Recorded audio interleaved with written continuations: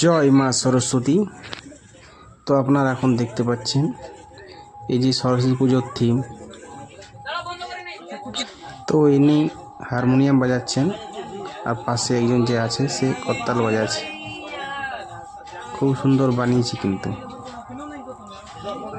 এবং এই সাইডটাতে দেখুন আছে একজন মাদল বাজাচ্ছে আর ওই সাইডেরটা হচ্ছে গায়ক। দেখুন কত সুন্দর জিনিস, যিনি বানিয়েছেন তাকে অসংখ্য ধন্যবাদ। তো এই বছর সরস্বতী পুজোর থিম আমাদের এটাই ছিল, হরিবোল, কীর্তন দল। খুব সুন্দর জিনিস একটা। 2025 সরস্বতী পুজোর নতুন থিম আমাদের এটা।